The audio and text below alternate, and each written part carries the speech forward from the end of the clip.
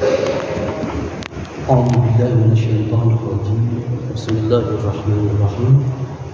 الحمد لله رب العالمين والصلاة والسلام على سيدنا ومولانا محمد وعلى آله وأصحابه أجمعين. أما بعد.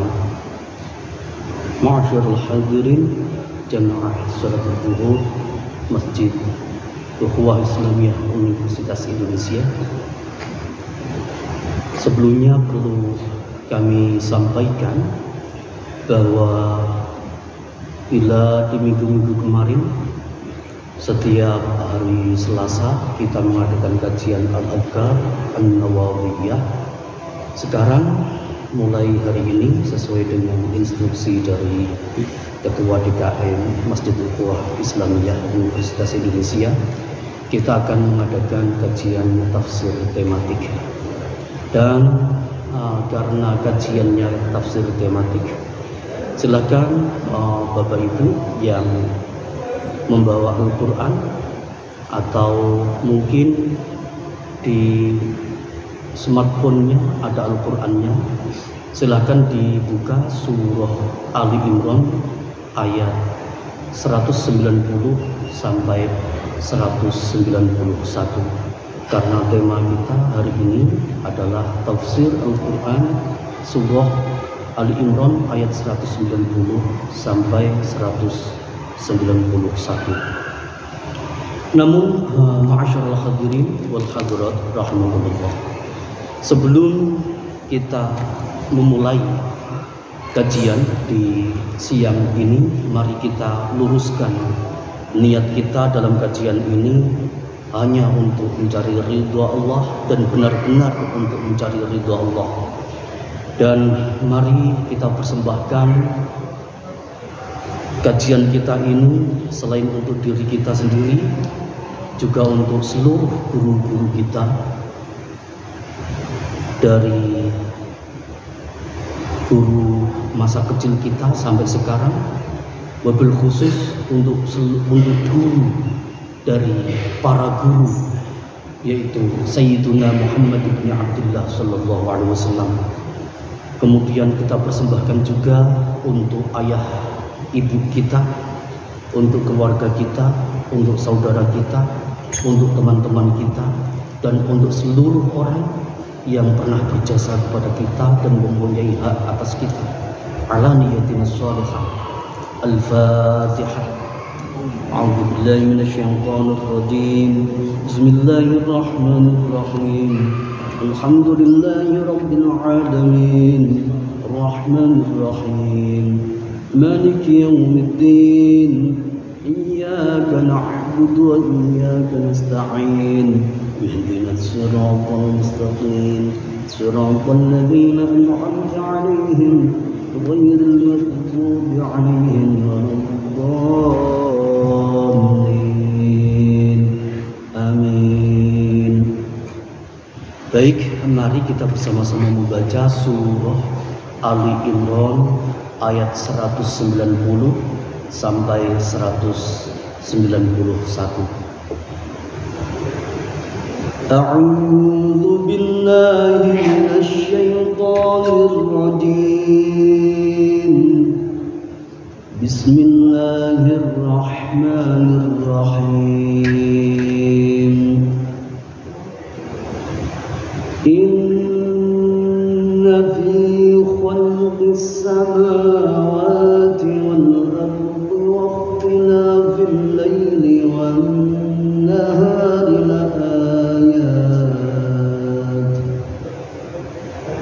لآيات لأولي الألباب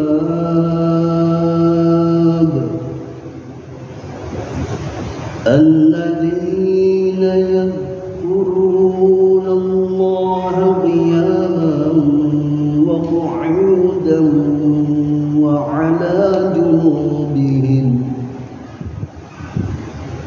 ويتفكرون في خلق السماوات والأرض ربنا ما خلقت هذا باطلا سبحانك فقنا عذاب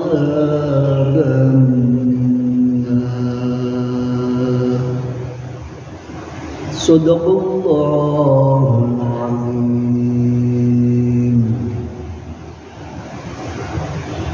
Diriwayatkan oleh Imam Ibnu Katsir dalam kitab beliau yang sudah sangat terkenal sekali, yaitu Tafsir Ibnu Katsir. Di juz 2 halaman 184, Imam Ibnu Katsir meriwayatkan sebuah hadis yang diriwayatkan oleh sahabat Abdullah ibnu Abbas radhiyallahu anhu. Sahabat Abdullah ibnu Abbas radhiyallahu anhu menceritakan bahwa asbabun nuzul, sebab dari turunnya ayat ini adalah suatu saat itu orang-orang kafir Quraisy mereka menanyai orang-orang Yahudi, wahai orang-orang Yahudi, nabi kalian kan Nabi Musa, coba ceritakan kepada kami mukjizatnya Nabi Musa itu apa? Orang-orang Yahudi menjawab, oh banyak sekali. Nabi kami, Nabi Musa itu, dialah Nabi yang diajak berbicara oleh Allah, kalimullah. Dan Nabi Musa itu dari tongkatnya dan juga dari tangannya itu bisa mengeluarkan cahaya yang putih terang benderang, sehingga orang-orang yang melihatnya bisa silau. Orang-orang kafir Quraisy tercengang-cengang, luar biasa sekali nabi kalian. Sekarang bandingannya mereka tanya coba kepada orang Nasrani, wahai orang-orang Nasrani, nabi kalian kan Nabi Isa. Karena pada saat itu Nabi Isa belum dianggap sebagai anak Tuhan. Baru sebagian saja yang menganggap Nabi Isa sebagai anak Tuhan, karena ada proses-proses tertentu sampai kemudian saudara-saudara kita dari Nasrani itu menentukan bahwa Nabi Isa itu anak Tuhan. Sebelumnya tidak. Wahai orang Nasrani, nabi kalian Nabi Isa itu punya mukjizat apa? Oh, nabi kami Nabi Isa itu luar biasa. Beliau bisa menghidupkan orang yang sudah mati. Penyakit apapun yang tidak bisa disembuhkan, yang tidak ada obatnya, itu bisa disembuhkan oleh Nabi Isa. Nah, orang-orang kafir Quraisy tercengang kembali. Wah, luar biasa sekali. Ya sekarang Muhammad itu bukannya dia ngaku-ngaku nabi. Sekarang coba saya tes Muhammad ini bisa tidak. Wahai Muhammad, orang Yahudi nabinya bisa begini-begini, orang Nasrani nabinya bisa begini-begini. Kalau kamu mengaku sebagai nabi, coba keluarkan mukjizat. Kami ingin mukjizatnya itu berupa bukit sofa itu loh, rubah menjadi emas Muhammad. Kalau seperti itu nanti kami akan beriman. Dan Nabi Muhammad itu manusia biasa beliau, sama seperti Nabi Isa, sama seperti Nabi Musa, sama seperti Nabi Adam, sama seperti manusia lainnya adalah manusia biasa yang tidak bisa apa-apa kecuali kalau diizinkan oleh Allah. Begitu pula Nabi Musa bisa, tangannya bisa mengeluarkan cahaya, tongkatnya bisa mengeluarkan cahaya, tongkatnya bisa berubah menjadi ular, bisa membelah lautan. Nabi Isa bisa menyembuhkan berbagai macam penyakit, bisa menghidupkan orang yang sudah meninggal. Itu semua atas izin Allah. Kalau tidak diberikan izin Allah, tidak bisa. Dan Nabi Muhammad juga sama. Beliau tidak bisa menjawab. Sehingga pada suatu saat, ini menurut keterangan dalam kitab lain, kitabnya Imam Nawawi, yaitu kitab Syarhun Nawawi 'alal Muslim. Di situ disebutkan kemudian setelah Nabi Muhammad tidak bisa menjawab itu, di malam setelahnya Nabi Muhammad nangis bercucuran air mata.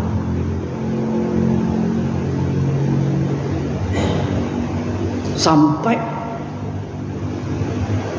air mata beliau itu sampai membasahi ikat pinggang beliau.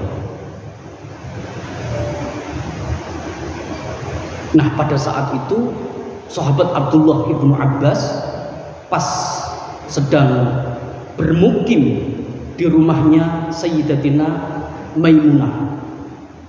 Sayyidatina Maimunah ini termasuk istri Rasulullah, dan Rasulullah pada saat itu berada di rumahnya Sayyidatina Maimunah.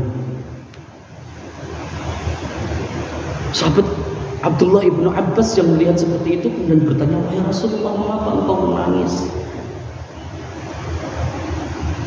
Rasulullah menjawab, "Bagaimana saya tidak menangis? Saya telah diberikan oleh Allah satu ayat yang ayat itu ternyata menjawab dari pertanyaan orang-orang Quraisy yang kemarin tidak bisa saya jawab." Ayatnya apa Rasulullah? Ayatnya ini, "Inna fi khalqis samawati wal ardi wa ikhtilafil laili wan nahari la ayatin li ulil albab." Ayat ini menjelaskan bahwa langit yang jumlahnya disebutkan ada samawat, ada berbagai macam langit itu, bumi, perpindahan langit, perpindahan malam menjadi siang, siang menjadi malam, ini adalah mukjizatmu Muhammad. Ini adalah menjadi ayat tanda. Jadi kalau zamannya Nabi Isa, mukjizatnya itu adalah sesuatu yang tidak masuk akal kelihatannya, menghidupkan orang mati. Mukjizatnya Nabi Musa, sesuatu yang tidak masuk akal, membelah laut. Maka mukjizatnya Nabi akhir zaman, yaitu Rasulullah SAW, mukjizatnya berupa ilmu pengetahuan.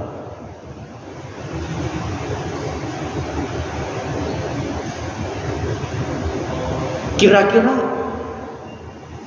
kita mungkin akan berpikir, Bapak Ibu sekalian, betapa hebatnya ulama-ulama kita zaman dulu di abad pertengahan. Pangeran Diponegoro, tuanku Imam Bonjol, Pangeran Antasari, Sultan Hasanuddin, yang konon katanya kebal. Pangeran Diponegoro bisa apa? Tembok itu bisa dijebol buah dengan menggunakan tangan. Itu kan keajaiban-keajaiban. Tapi pada akhirnya apa? Mohon maaf, kalah dengan Belanda. Mengapa kalah? Karena Belanda ilmu pengetahuannya sudah berkembang lebih pesat. Kita, kakek moyang kita, nenek moyang kita dulu ketika katanya kebal bisa menggunakan keris yang hebat, baru mengeluarkan keris saja, dengan ilmu pengetahuannya orang-orang Belanda sudah down. Kita yang katanya bisa terbang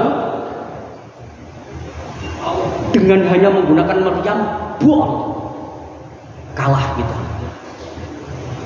Sejarah membuktikan ilmu pengetahuan mengalahkan segalanya. Dan itulah yang sudah dilakukan oleh umat Islam dulu di zaman keemasan Islam.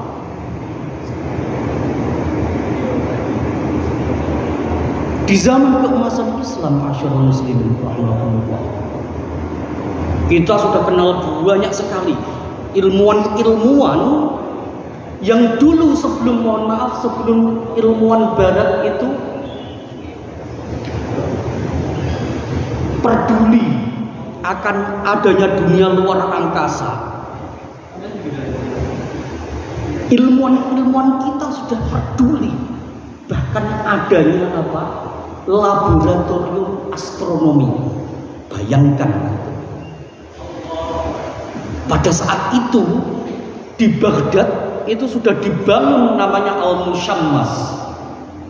Al-Musyammas itu apa? Al-Musyammas itu adalah laboratorium astronomi yang meneliti dunia di luar bumi kita.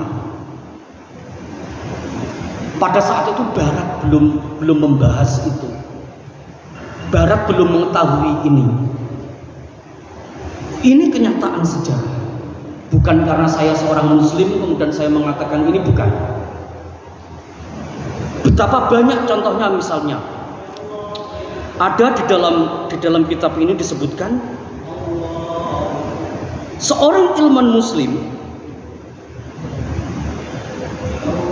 bernama Muhammad Al-Hatimi. Beliau menemukan astrolog. Apa itu astrolog? Astrolog itu adalah alat yang bisa digunakan untuk mengukur jarak matahari dengan jarak bumi, yang bisa digunakan untuk mengukur jarak bintang-bintang, planet-planet selain bumi ini dengan bumi jaraknya kira-kira berapa. Padahal orang Barat pada saat itu belum menemukan ini, belum mengetahui itu. Dan kemudian kitabnya beliau ini kemudian diterjemahkan oleh seseorang yang bernama James de Luna Hispanius. Menerjemahkan kitab itu kemudian diajarkan di Eropa, sehingga kita tidak heran ketika Eropa kemudian mengetahui bagaimana hebatnya luar angkasa itu. Mereka punya NASA, dan kita tertinggal saat ini. Diakui ataupun tidak, dulu yang kita pernah memimpin, saat ini kita tertinggal. Mengapa? Karena kita tidak mau kembali kepada Al-Quran. Al-Quran itu mengajak kepada kita untuk membedah ilmu pengetahuan. Inna fi khalqis samawati wal ardh tadi. Hamka di dalam kitab tafsir beliau, tafsir apa? Al-Manar ya. Di dalam tafsir Al-Manar, Hamka menjelaskan bahwa ayat ini menjelaskan bahwa kalau mukjizatnya nabi-nabi terdahulu itu adalah sesuatu yang tidak masuk akal, maka mukjizatnya Nabi Muhammad adalah mukjizat yang masuk akal, yaitu tentang ilmu pengetahuan. Betapa di dalam Al-Quran itu, kalau ada namanya teori Big Bang, Al-Quran sudah menceritakan juga. Kalau ada namanya teori evolusi, Al-Quran menceritakan juga. Kalau ada namanya teori yang macam-macam itu, Al-Quran menceritakan juga. Kalau misalnya saat ini kita kenal adanya konsep apa namanya multiverse, dari universe menjadi multiverse yang sekarang digandrungi di dunia Marvel, yang sekarang digandrungi oleh anak-anak muda, dunia paralel dan lain-lain. Ilmuwan kita dulu sudah membahas. Coba kita bayangkan, alhamdulillahirabbil alamin, segala puji bagi Allah yang memelihara alamin. Kata alamin itu adalah jamak dari alam. Kalau alam kita terjemahkan sebagai universe, maka alamin itu adalah multiverse. Al-Quran sudah menjelaskan.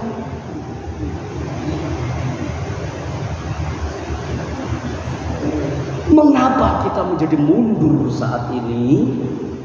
Karena kita lebih banyak suka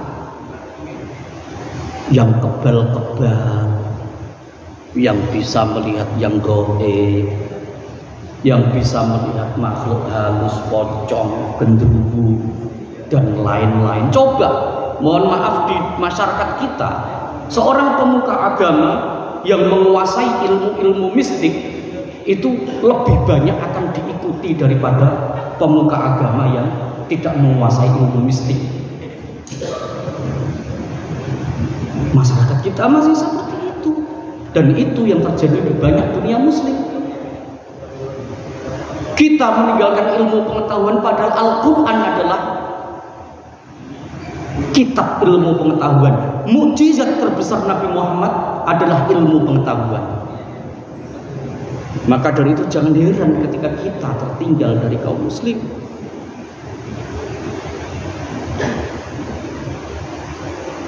Kita tertinggal dari kaum non muslim, padahal kita selalu menggembar-gemborkan kita ini adalah umat terbaik. Tapi dalam kenyataan di lapangan, penemu HP, penemu laptop, PC dan lain-lain. Oke, kalau zaman dulu ada Ibnu Sina, ada Al-Battani, ada Al-Khawarizmi, ada Al-Jabbar. Sekarang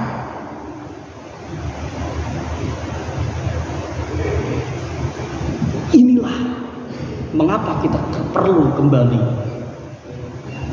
mendalami Al-Quran itu. Dan ayat ini di dalam surah Ali Imran ini menjadi bukti jelas betapa Islam itu adalah agama ilmu pengetahuan.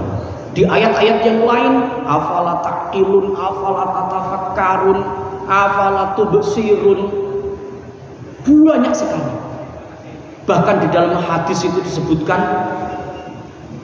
malaikat itu akan mendoakan kepada orang-orang yang mencari ilmu. Tidak hanya malaikat saja, bahkan ikan-ikan yang ada di lautan, ikan-ikan yang ada di lautan itu mendoakan orang yang mencari ilmu.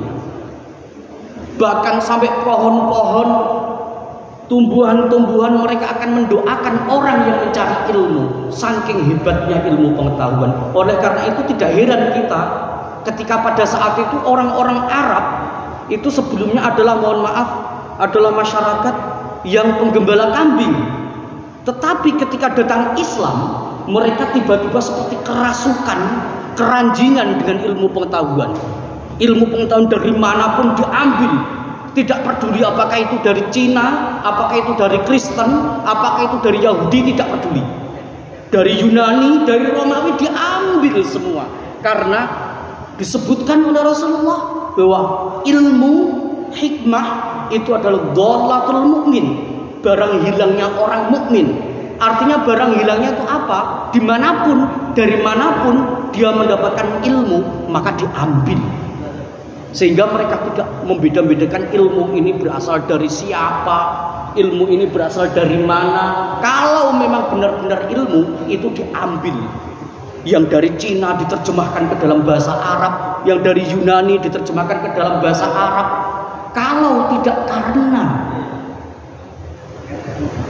orang-orang muslim zaman dulu, mohon maaf, kita tidak akan pernah kenal yang namanya Aristoteles. Kita tidak akan pernah kenal dengan yang namanya Plato.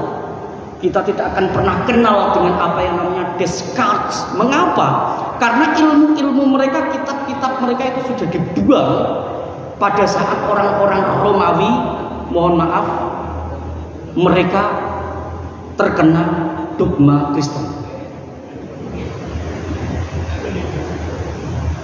Islam kemudian mengembalikan itu lagi. Bahkan demi untuk menerjemahkan satu lembar, mohon maaf ini kitab kuning, satu lembar, misalnya dari satu lembar halaman, misalnya ini misalnya bahasa Yunani, itu dari satu hurufnya saja itu akan dibayar dengan 10 gram emas. Bayangkan dalam satu lembar ini berapa huruf. Sehingga pada saat itu orang-orang berlomba-lomba untuk menerjemahkan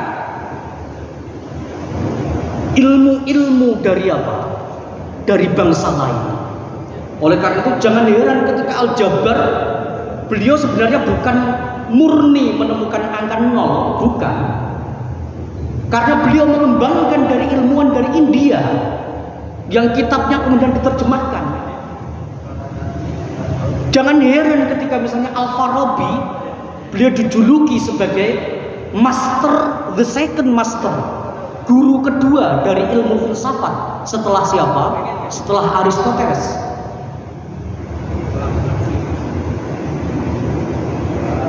Ini dunia Islam yang sesungguhnya, dunia yang penuh dengan gemerlapnya ilmu pengetahuan. Tapi saat ini mohon maaf, kita lebih banyak suka dengan sesuatu yang tahayyul. Kita lebih banyak suka dengan sesuatu yang mistis-mistis. Apakah kita tidak boleh masuk ke situ? Boleh. Tetapi ilmu pengetahuan jauh lebih hebat daripada itu semua.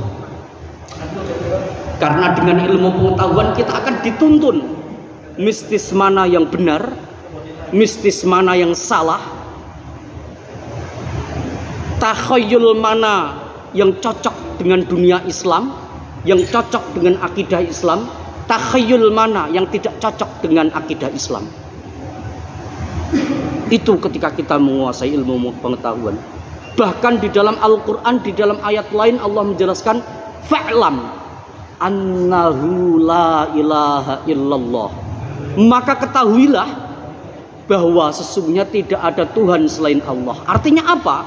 Ayat ini menjelaskan bahwa ilmu pengetahuan, i'lam, itu didahulukan terlebih dahulu daripada iman.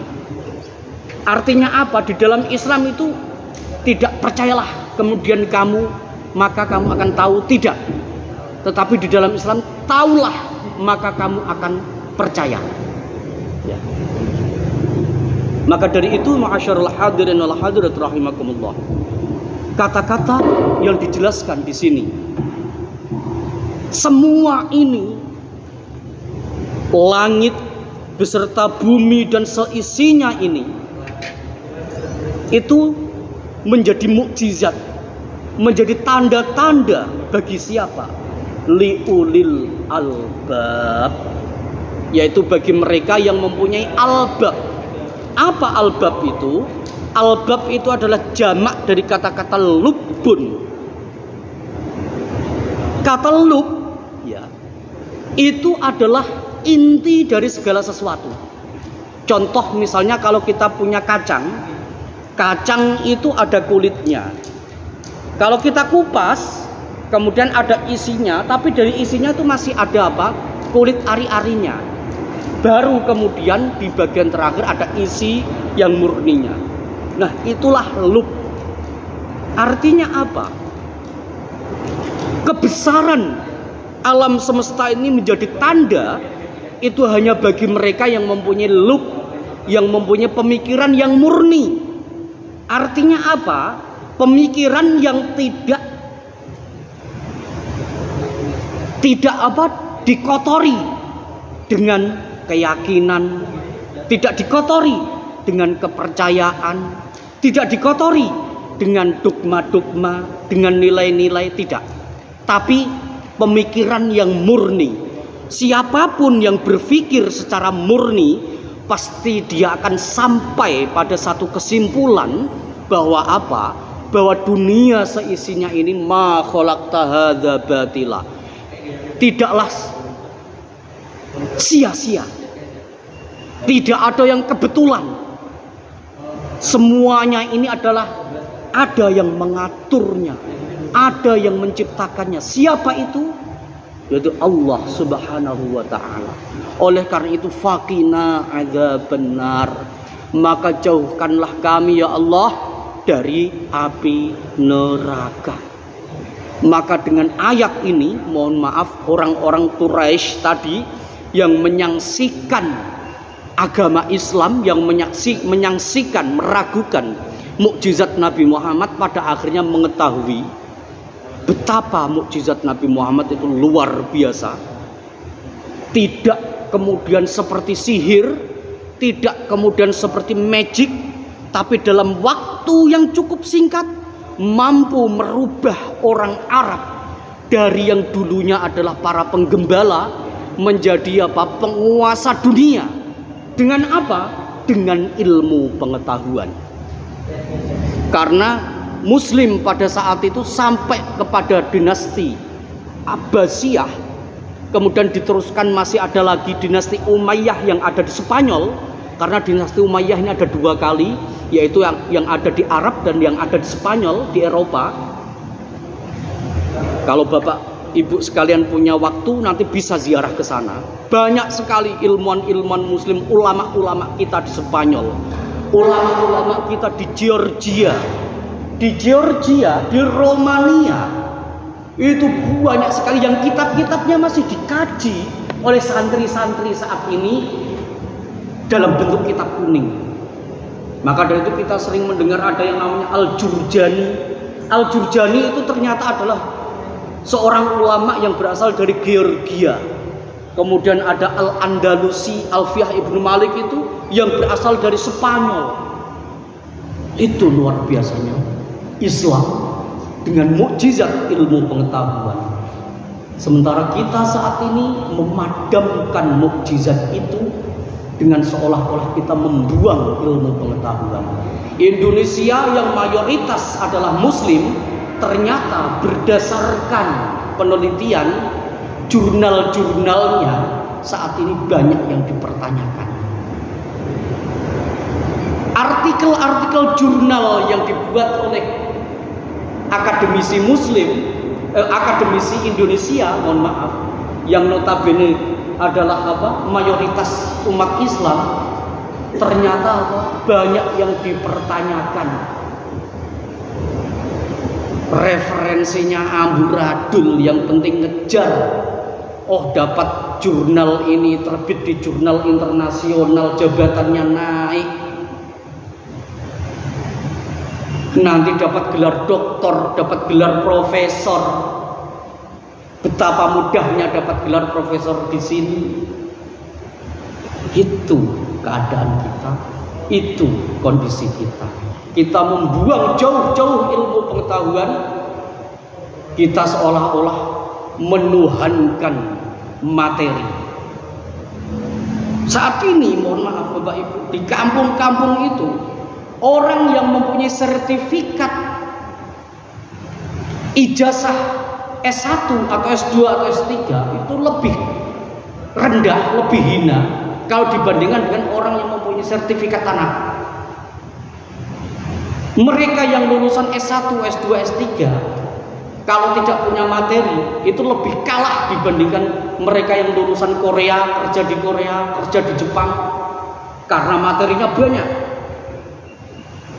Sementara mereka yang sarjana setengah mati mencari ilmu, itu pun masih di dunianya masih banyak persaingan.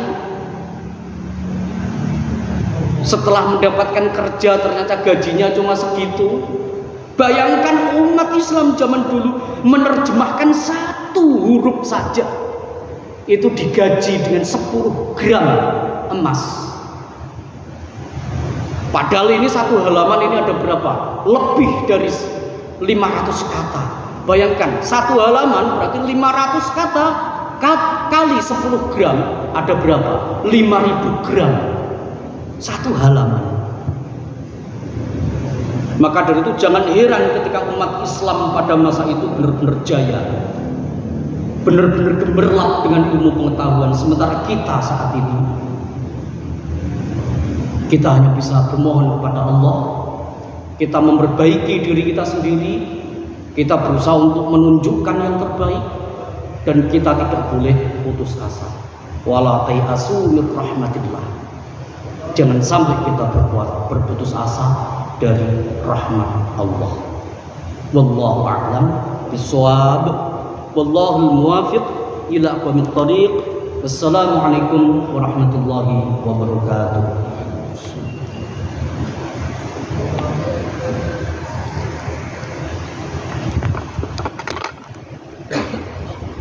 Itu tadi pengajian kan PDIPA juga tidak